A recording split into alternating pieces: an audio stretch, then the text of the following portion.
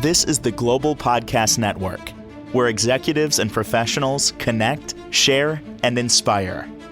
Stay tuned for the conversations that drive success.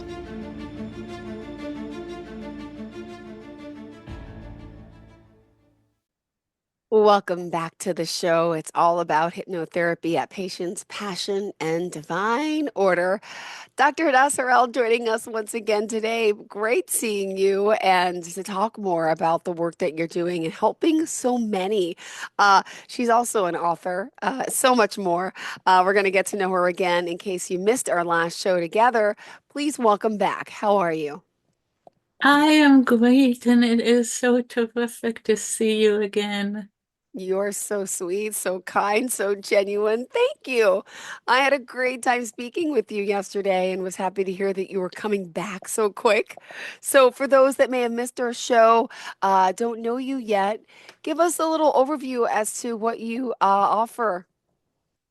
So, I am basically a trauma worker, and maybe I will define trauma a little bit to say that it is everything and anything that a person finds traumatic and disruptive to their own selves. And it is not what someone else defines as traumatic. But it really is something, anything that a person feels disrupted their own lives. And that is actually a very important topic because actually, especially in their day and age, because trauma is taken over by a definition by society and it Yeah. becomes very political in that we start yelling about this is not traumatic enough to be called or defined as trauma. And Hmm. in reality, it is a very personal thing, or people don't speak of it, or they speak about it 20 years later. And so Yeah. I work with traumatic issues. It could be surgery that a person went through and never gotten over. It could be loss. Um, we didn't used to think about trauma of losing people sometimes in very early life. Immigration can be trauma, coming to another country, coming to another part of the country. Um, so I work with trauma. I work with things that have disrupted lives and make life less than it should be for a person. I make it possible for people to choose to have their lives be happier. Uh, I believe people should be as happy as they choose to be. We deserve to be happy. We deserve to live forward. We deserve to live as boldly and happily and do what we want to do. Yeah.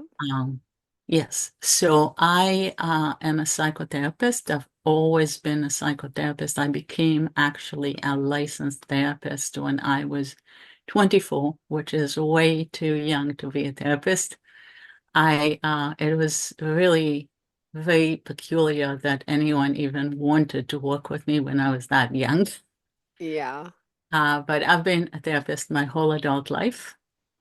I work in Massachusetts. I'm able to take insurance, which is so cool because people don't have to actually pay money if they use their insurance. But there are also other ways to work this out. And I also use hypnotherapy, which is a very cool and not as funky as it sounds. Hmm. And we will at some point, and this is not our last show, we will also Good. demystify hypnotherapy and talk about it a little bit and explain how that is actually a very practical thing to do. And there are different tools with hypnotherapy that just make it possible for a person to access their own consciousness and make their consciousness do what they want it to do. So it doesn't take over and be so stubborn that a person can't go forward again. can't just go forward and live as they want. And so basically, I don't so much do simple things as just, I don't do simple things. I mostly work with people who can't just go to just anyone. I usually work with people that have difficult stuff in their life that really want to live better, happier. Um, and yeah, I help people live as they deserve. I think Ah, everyone should live in joy. hmm. And I know we had a really good conversation yesterday about that and all that you do, for so many. And you just love helping people since you were young. And you talked a little bit about this. You were a dancer, right? You were, still are a very beautiful girl, dancer, fit, but people always, may judge you the wrong way, right? And wow, you've been through a lot. I think a lot of us have been as well. Scared with cancer. I mean, you're very empathetic to people's needs, and you believe that everyone, as you said, has a choice. And no matter what, everyone's entitled to that choice. So it's beautiful that you believe that we're all worthy and entitled to love. So let me ask the people out there who come to you. And by the way, just curious, do you work with people in all states? I Or do. I actually, I work, among other things, and I started to do this. I was working with a clinic because, as you see, as we talk now, Mhm. I work right from my home office. You see my plants. I have a real philosophy about seeing things grow. I also have more plants outside. You see them through the window. I really believe that as you see things grow, you see people grow in the same way. And all you need is patience and enough light. Uh, and so one of my tricks is also, the light bulbs that fake sunlight. Yes. They're Hmm. really good for depression. Ah, So yeah. seasonal affective disorder, this is a free tip. Oh, thank In you. the winter, people that are hearing this, in the winter, that and vitamin D, D3. Yeah. Um, Also people that have to take medical medicine or psych medicine, it absorbs better. It helps us metabolize what we're taking. So D3, you can take as much as 5,000. You don't want to take 5,000, take 2,000. The squishy gel cap Got it. thingies that are golden. You take that. You replace a couple of your regular lights that you have to put in your house. Uh, you never get seasonal affected again. Oh, wow. That's a tip. I never heard that before. Yeah, and so I sit right here, Wow. and we come to an arrangement, and I talk to you from not only anywhere in the country, but even out of the country. I work with people in Europe, I work with people in India because I teach in India, and so I continue to supervise and work with my people over there. Wow. And so people can reach me on WhatsApp. When I'm not in the country, but I work on an app that is called BetterHelp, and they let people use their insurance from other states, Wow. and they give people packages, so you can purchase like chunks of monthly, once a week um, Yeah. therapy. They also do I used to laugh and say, I do couples therapy. I used to laugh and say, this is how I pay for my sins. Hmm. Because people leave their sessions, they're really happy. Me, not so much. Because when you work with a couple, you can't be nice to either one of them because you work to the middle. And so you have to always be fair. And so Yeah. you have to essentially jib both of them.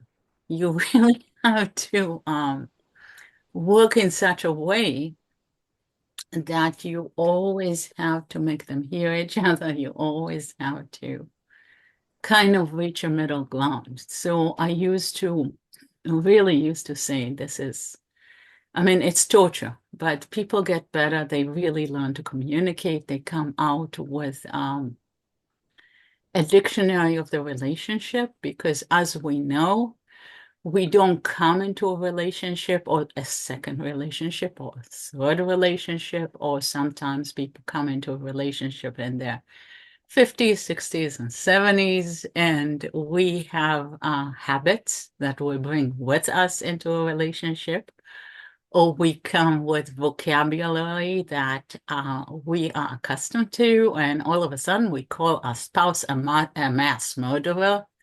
And they don't know why we are saying this because we think we just said a regular thing. And especially once we start to care just a little bit, and they are, what, you just stabbed me through the heart. How Yeah. can you say this to me? Yeah. And so I started doing this when my clients used to bring their new spouses to sessions because they were afraid to go to anyone else. Yeah. And so they would used to bring their spouses to my sessions because they trusted me. And I was like, goodness, they are fine when they're leaving, but I am really suffering here. Um, and so it's one of my expertise is Aw. actually doing couples works in impossible situations. And it usually ends well, but it is not easy for Yeah. anyone. But again, if we choose it, if we go in with a whole lot of choice and we stick with it, it is worth the work because, and again, I really appreciate your promise to let me talk about everything that I think is important in this society. Mm-hmm. Um, we live in society where we consider things that are really precious, sometimes disposable because they are not easy. Um, And I think, I mean, all of us grew up where maybe we had grandparents. I know my step grandparents were like that. My stepmom's parents, they lived through the Depression and they still had things that they kept. And I have friends that are like that, that had grandparents like that. And I ended up with some treasures that were kept from back then. But people tossed those things. They didn't know how to repair stuff.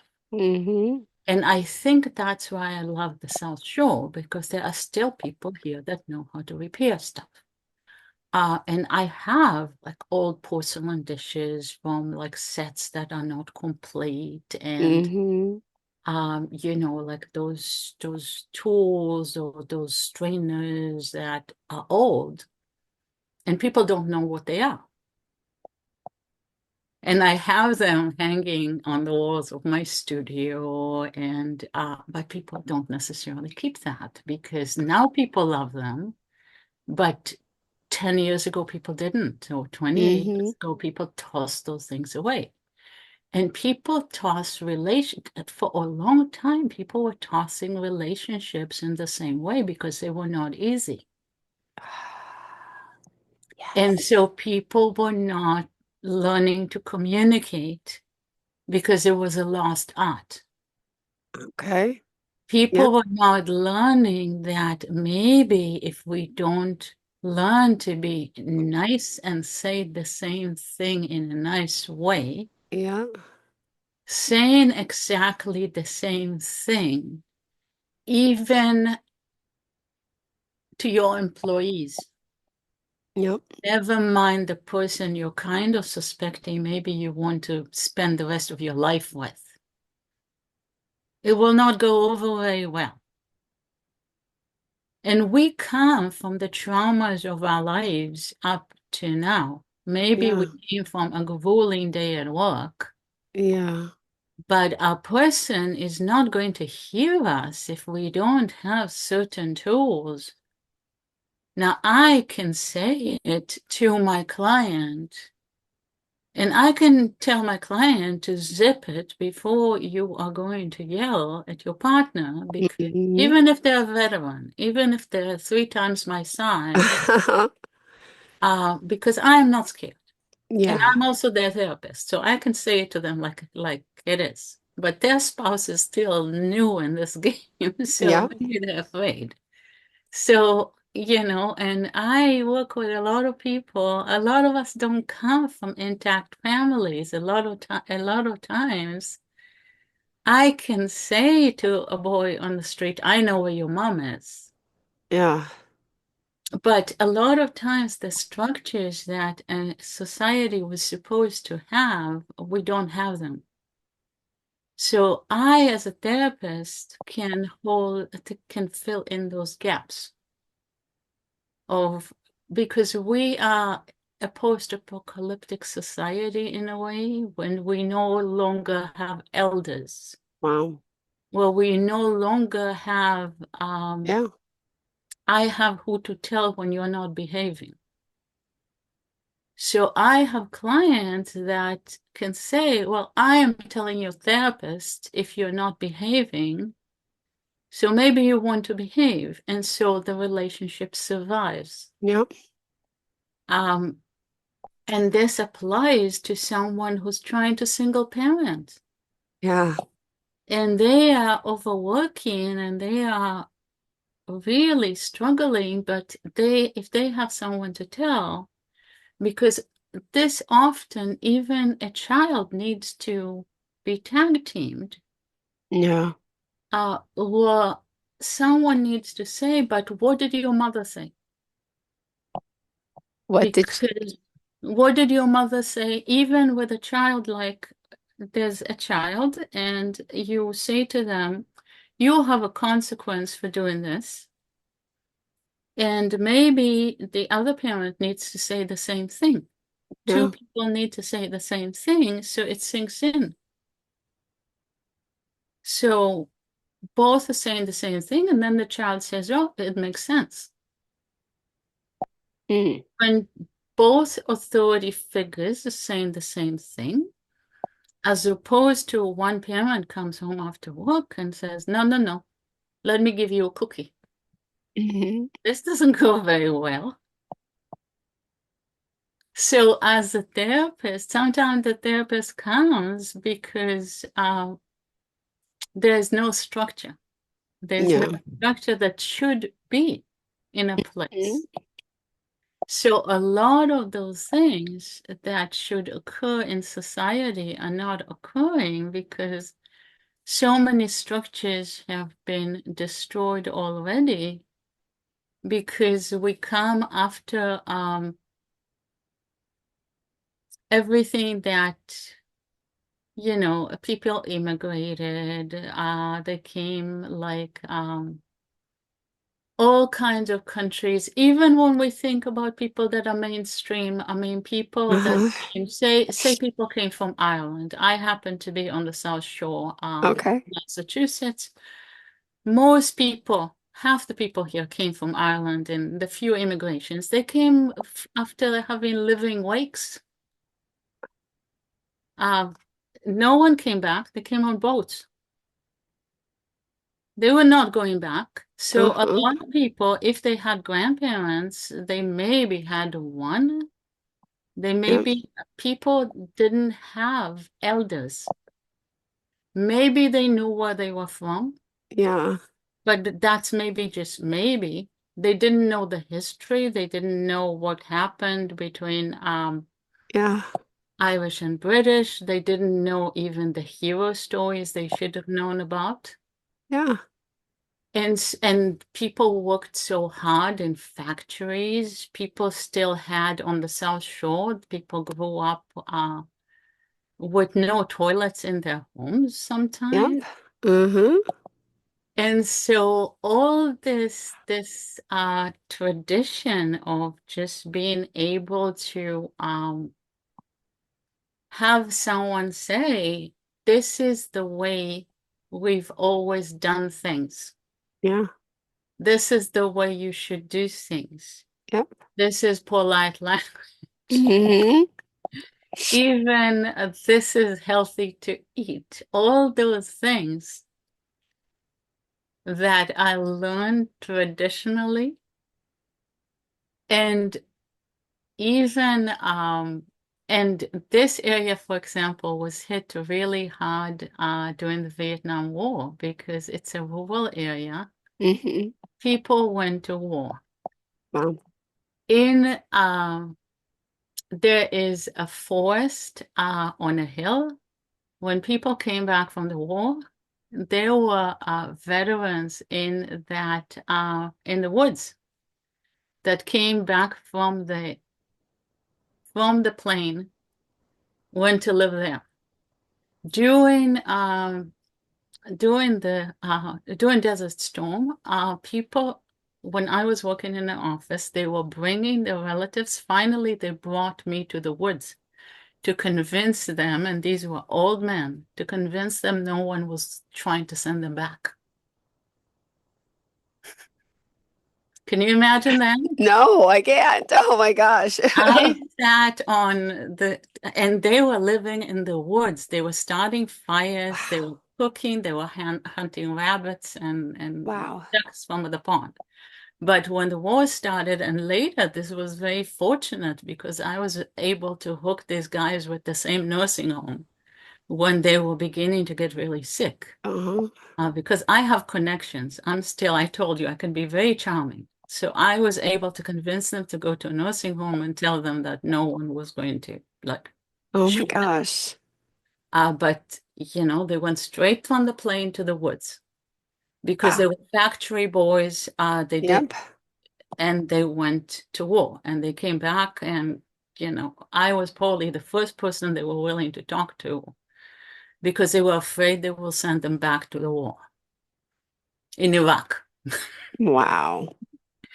But at least they didn't go to the streets because they had No. families in the town. And the Yeah. families, I had clients.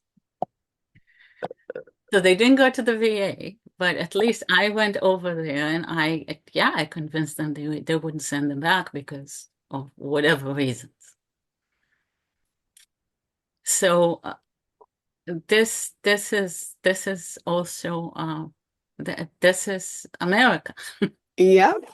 Oh my goodness. What Which is stories you so have? amazing. This is so amazing. I mean, it's an old mill town. The mills were gone by the time I Yeah. was working there. It was all abandoned 3 decades, which was not that different from my childhood in Ohio, which I lived in Cleveland and there were the car factories were in Detroit, but Ohio, I mean, Cleveland also had other factories. Um, But these things are there if you see them. Yep. I remember when I came back to Cleveland and it was all green and parking lots, and I said, where are the people that were there when I was 10 and 12 and 14? Yep. And they said there were never any people here. And I said, Wow. my goodness, of course they were there. And so at least I was able to see these people and work with them as soon as I got here. And I went to the woods and I saw here and I saw the areas. My town, when I started to live here, um, Bridgewater still didn't have, a big part of Bridgewater still didn't have sidewalks. Got it. We still had septics. Yep. And this is this country. I mean, this is in our lifetimes, and it's so cool. Oh And my this is goodness. really this is nice. I mean, people have stories. Someone should remember them. And and young kids I work with know the stories, and they tell them. A lot of times, someone refers a kid to me. Yep. And they know the stories because the stories of their area and the stories of Wow. other people who grew up here because someone that I worked with told them. Oh, got it. And they have good practices of being cool, being good, being kind. And every kid I worked with Yep. in the city ends up being helpful, getting a profession. And a lot of them Yep. grew up in homes where no one had a job. Oh, So I was the first employed person they ever met. wow. And so other than teachers in school, but that's Yeah. something different. I was a person that sometimes came to their home. And so a lot of the boys wanted to be therapists. A lot of them also went to the military because that gave them free Mm-hmm. school. But the only profession they could think of was being a therapist. Oh my Or goodness. going into medical things, but that's also good. So I Yeah. know because I've worked for so long. And so I know a lot of the helping professionals around here because I worked with them at least for a couple of years. Wow. But I also have clients who come maybe once a year, twice a year. Um, but I've known them for almost, I will admit, for almost 30 years because I've worked in the same area. Oh my goodness. Oh, I Isn't don't, that so funny? it's amazing how the world connects like this, right? And I apologize. We're just about out of time. We have a minute left of the show. We do have to kind of wrap it up, although I just love hearing you I talk. talk too much. No, you don't. I love it. It's insightful. It's inspiring. Please, really. But you also inspire people to reflect. It's really your Even when I'm sick, welcoming. I'm just like, oh, so sorry. You create such a welcoming space. I love the space you create.